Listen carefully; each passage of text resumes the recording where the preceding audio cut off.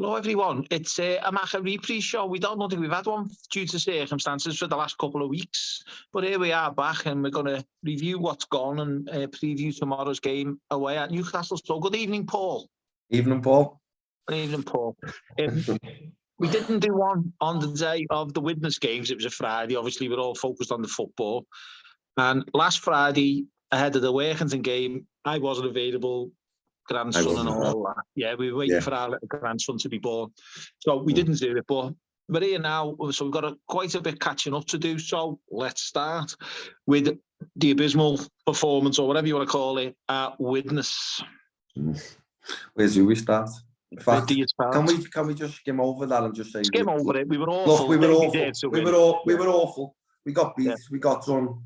We got a number done on us. We were awful. We didn't turn up on the night and we brushed that aside. And fair credit to them. 3 points to them.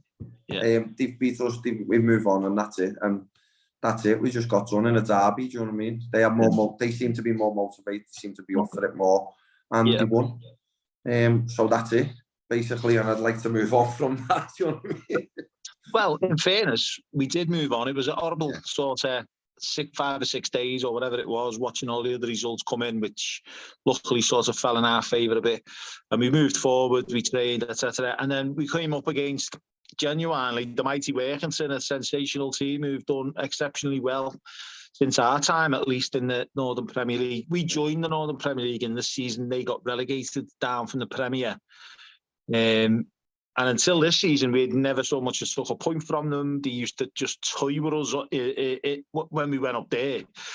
You know, so earlier on in the season, you got a very creditable 0-0 draw up there. We could have maybe, I remember you saying you thought we could have beat them. But we finally done the number on them in Workington, and it's a tremendous 3-0 victory. Yeah, it was. Couldn't have asked for any more from the lads, and a perfect response to that performance the Friday night before. So it basically, the shambles of performance to an immense performance, as I've described on my video after it, the game, do you know what I mean? They were outstanding to a man, every one of them, they were up for it.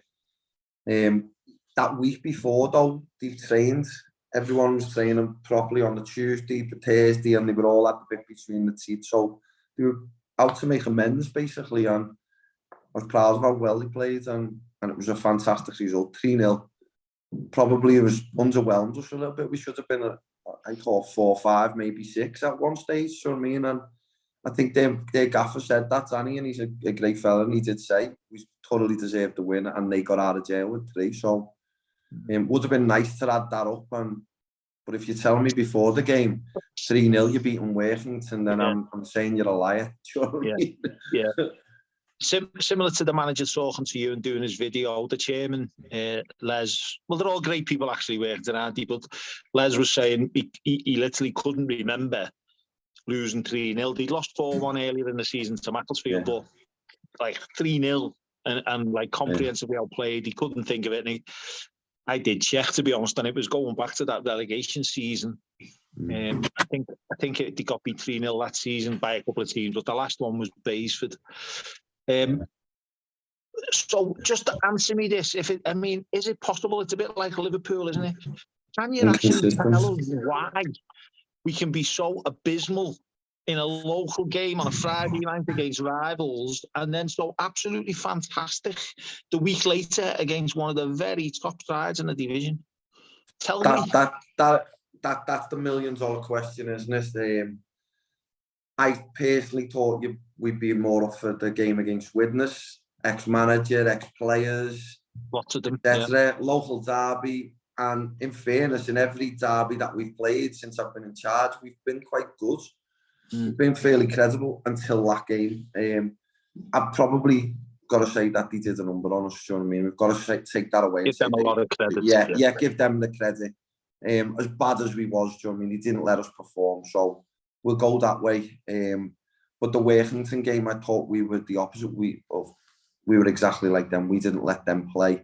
We were at them from the start. From the very first minute, we were all over them. So I think we didn't let them settle into the game. Then the moments that they did, we were dogged, we were defensive, we were determined, and we had a game plan that worked. And sometimes you have a game plan and it doesn't work.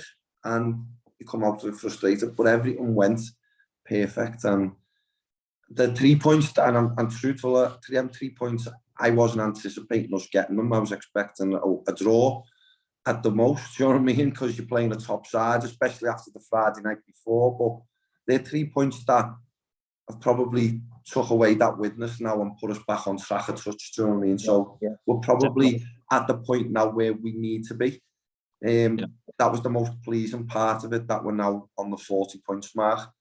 And we're looking to just try and get another 6 points, possibly more, What? 6 to 9. You're having a laugh, I need to have a sleep. Look, 40 could be enough, couldn't it? But I don't want to take any chances. I want us to push on now. I need to get some kips this month, never mind. No, we need so do I. 6 to 9 points. So do I. I didn't have no kip after the Friday one till Saturday last week. I'll let you have 3 points, but you know, fucking hell, anything more than that. But to be honest, we've got the toughest, a really tough game tomorrow. We've got 5 tough games after that. So of course, yeah. 3 points is not going to be easy at any of them stages. But 3 points wouldn't have been easy last week. So you can never know what's around the corner. So I'm just happy just to put points on the board and see where we take us. Yeah, no, definitely. And what you've just touched on is right. In this division, literally anyone can beat anyone on the day. So there's no predicting. I do my own little predictions every week, and you wouldn't like to be a betting man on this league, to be fair, because you'd lose a lot of money to, wouldn't you? You know what I mean?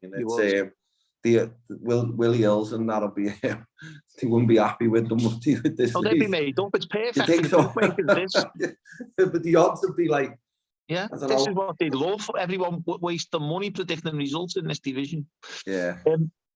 No, it was a great performance. I think, apart from just everyone played well, I couldn't see anyone who didn't put in an absolute, 9 or 10 out of 10 shift. But Grogan being back was important after that 3-game suspension.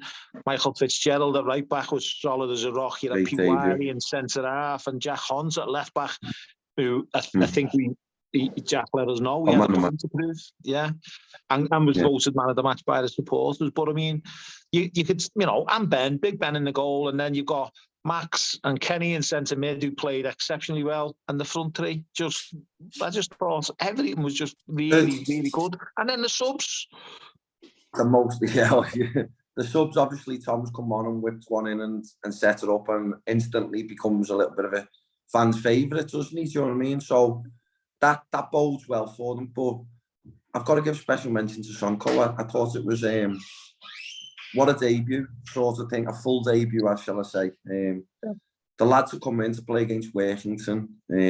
Thought he was fearless. He was at them. He done exactly as we asked, and I think he got to about the 70th minute, and he was still running, but he was slowing down then, and I think he'd give us all. Nervous energy had probably got to him by then, but what a debut to have, a full debut. So I've got to take the hat off to him, and I think that's a lad that epitomised, I think, our team performance of how well he wanted to do, how well he tried, and every lad in that dressing room was made up for him, and he's a likeable lad, and I think all the fans was as well. Yeah, no, definitely. There was one point where it was both midway or towards the end of the second half, and he got released down the right wing by a great ball from Mikey Fitzgerald, actually. And he's got the pace to have just burst into the box, and he got to the box and turned back on his left. And I was like, fuck. And clipped a little ball in, didn't he? Just a little trickle, and then that was him running out of his legs then. That was him tiredness, because I was screaming at him, keep running at him. But he'd give us all at that point. And like I say, there's not enough credit gets given for the youngsters sometimes when they make the debuts, do you know what I mean? Or sometimes they can get overhyped. This lad's waited for his opportunity, and he's waited. He's sometimes not come on. He's sometimes always got a smile on his face as well. Always got a smile on his face. One of the best trainers we've got. His attitude is infectious, and his enthusiasm, and I love that. And that's, like I say, that's all you want from your players, and it rubs off on all lads. Everyone likes him in his dressing room. So good. Massive well done to him, and hopefully he pushes on again with us.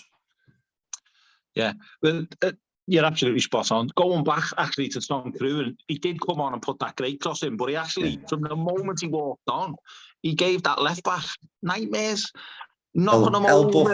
El Buffalo, Tom Crew used to call him the Buffalo.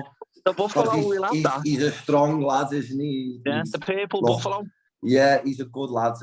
Like I say, Kevin scored from it. And as he said, where's he been? He said, I've been waiting for the cross all season.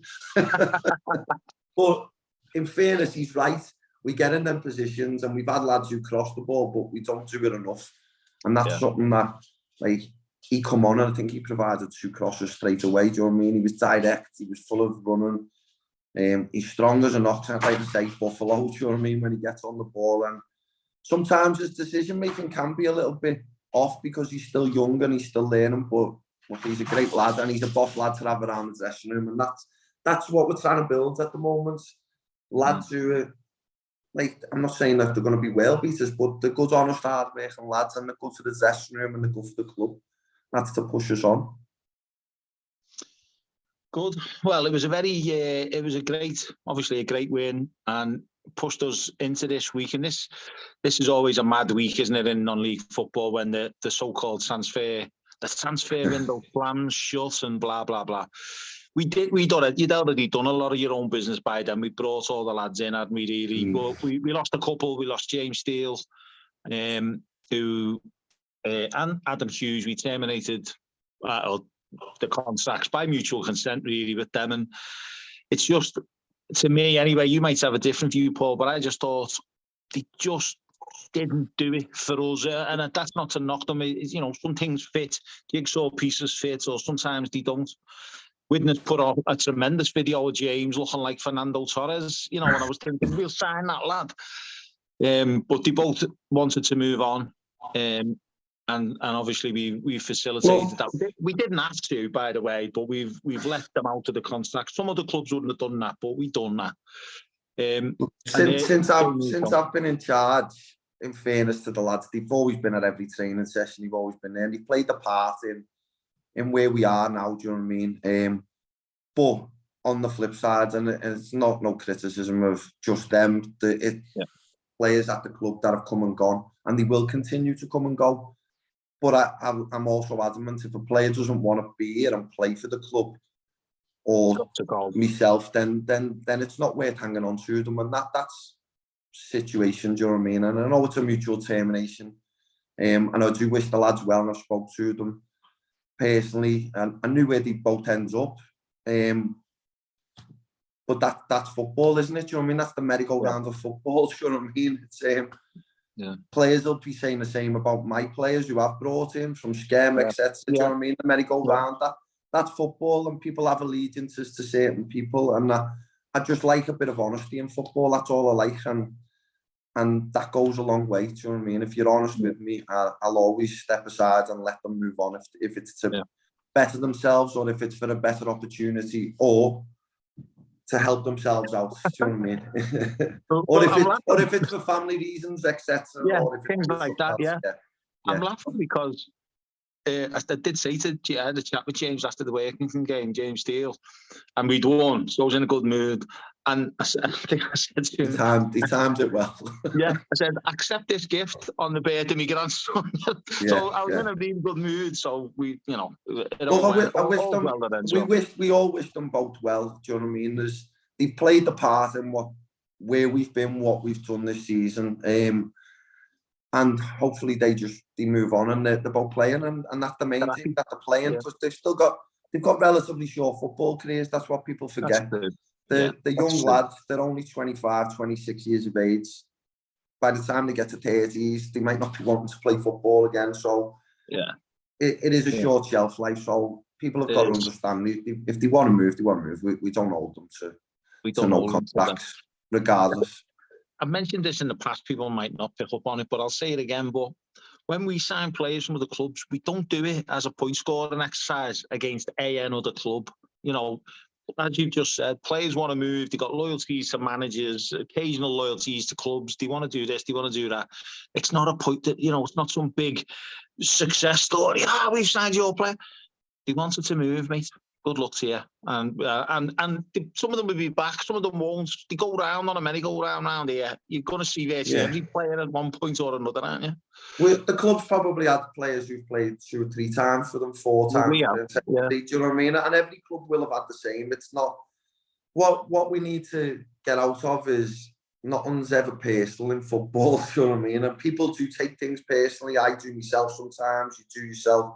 We do as clubs, do you know what I mean? But nothing's ever personal. It's always they've always wanted to either go and play with the mates or they want to go somewhere else. Or let's be honest, sometimes the money's a little bit better elsewhere. That's just the football merry-go-round, and that's at the top level. So look, it is what it is. It's they've moved on. They're no longer here at the club. I only want players who want to play for the club and play for myself and play for this team. Do you know what I mean? To progress us. And they did up until that point last week. And then from that point last week, there's no longer any point in keeping hold of the lads. So that's it.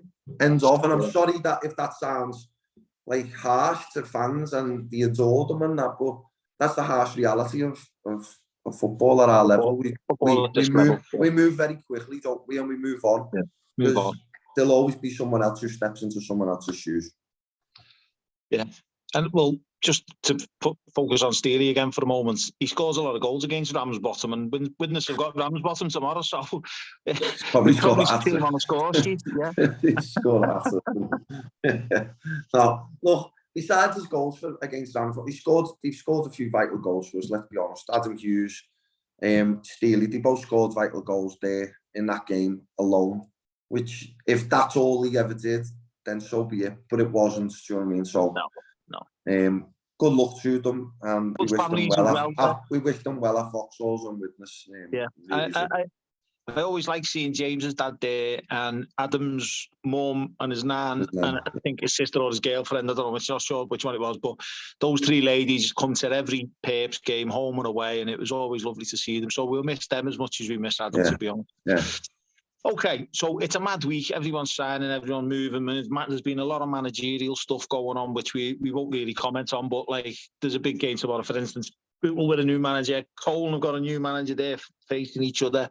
So it's all very, very tense in our big mad division. We're going to Newcastle Town. Talk. Tough. I'm going to say, reminds me of Marseille's grounds with the velodrome. Yeah. I don't think it's the same atmosphere as going to Marseille's ground, but look, it's never an easy venue. I've been there previously, once or twice, and look, it's one of them grounds where you go and it's just, without sounding offensive to them, it's soulless, isn't it? Do you know what I mean? It's and it's tough and it's hard to get your message across to the players, but before we go out there, we know what we've got to do. It's just about putting points on the board, and we're above them. They'll be looking to take 3 points tomorrow, being our own.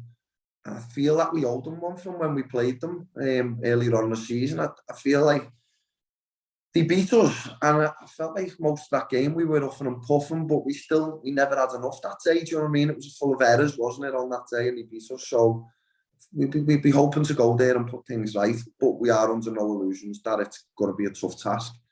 Like I say, our away form stuttered a little bit lately, and it was starting to pick up previously. Our home form, I think we've eradicated that. We've now got a home form that's top 6 material, do you know what I mean? And if we can start putting our away form together, then we can start looking at maybe pushing on then, do you know what I mean? And I know the season's 6 games from the end, but that's the barometer then for next season, then to push on and get the home and away form right. Yeah, no, absolutely. It's a tough place to go. I was going to say strange, but it's an unusual venue to play football in, isn't it? With them black sort of, the black track and all that, and the supporters are sort of up and around the edge. But we went there last year and we beat them 3-1. It was a very, very tight game. We just happened to get the 2 late goals to take us away and win it. They then, I think if memory serves, came and beat us at Ellesmere Port, and then, as you say, earlier on the season, they went a goal up after a few minutes, which was daft. 2 minutes. Adam Hughes got an equaliser. He scored that. Hughes equalised. And then we gave another goal away virtually straight away, a free kick, and we bashed one in from the free kick. Then, of course, the goalie had a massive... Sent off, and we didn't test them then, did we? We didn't test the sub-goal. No. The sub-goalie was the captain, the big centre-half, Askew, or Askew. And we just didn't test them, Paul. We huffed and puffed, and everyone was going wild, weren't you? Yeah. And we just couldn't get them back. And that was on the back of the Workington result the week before. We drew with them 0-0. We'd been rock solid defensively. And I was thinking, we've cracked this year defensively as the units were good. And then I think, I could be wrong, within 2 minutes of the game, we'd conceded back post header. And I was like, how can we go 95 minutes against Workington? Up against it, not concede, and then suddenly 2 minutes at home, go and concede a stupid goal. And that is the inconsistencies of the team, do you know what I mean, this season, regardless of who's been on the pitch, do you know what I mean? And that's been inconsistent. And we're hoping that's why I'm not getting too carried away. It was a great result last week, but let's see how we are after tomorrow and see what type of performance we put in, because I am hoping I'm focusing more on the performance and seeing what we can get. Yeah. So we can build on that then. Look, they're a good organised team. They're a young outfit. The manager, Robin van der Laan, he's been there. He's been a great footballer, wasn't he? A fantastic career. So, look, he knows how to set a team up. He's been in this division long enough. And he organises his team. So, we're expecting a really tough game against a good side. But we know we're a good side. Yeah, I know you're saying they're a young team, and I'm not disputing that, but I feel as though that defence very experienced. That, as I say, that captain Askew, he's a very experienced operator at this level. He knows what he's doing, and he sort of covers an awful lot of space with a minimal sort of kind of movement. Knows what he's doing. But I noticed also, Paul, that Joseph Slynn, the goalie, he got sent off again the other day, didn't he? He's just shared the suspension. So he could be one of them barn pot goalies. Who plays well every time, doesn't he? So, it is what it is. We're going to go there regardless. They could put Alisson Becker in goal, but we'll still be trying to pepper the goal. Do you know what I mean? So it doesn't matter who we're up against. We'll still try and put the same level of performance in of whoever we're playing. Do you know what I mean? But we're under no illusions. We know it's a tough venue to go to. That's the first thing, first and foremost. Before we even get across that line, we know it's a tough venue. But take that out the equation. It's 11 men against 11 men, and who wants it the most? And I feel that we should be wanting it the most tomorrow, and we're going there confidence. Yeah. Okay. Well, just to say, there's a coach going tomorrow with the players and the staff. There's still 2 places left for any supporters who would like to get on. There's a pick-up in town and a pick-up at the hub and blah, blah. And whatever happens, we came back away from Leek on the coach, and we had a great party on the way back, didn't we? Everyone was in high spirits, we shouldn't have been. It was hard. It was hard. But we would be. It was tough for the lads, because some of them obviously went separate ways, some of them, but it was a tough journey, wasn't it? Because we were down a little bit on the night. But hopefully, look, you can never expect any points or 3 points in this league, but look, we're open to come away with points, and we're open to have a drink on the way home. And have a good drink with the lads and the fans. Is there anything else to mention, Paul? No, not much. Back to Friday night then, mate. I'll get the video over and we'll be live shortly. Thanks for joining us. Thanks, Paul. Thank you. See you later.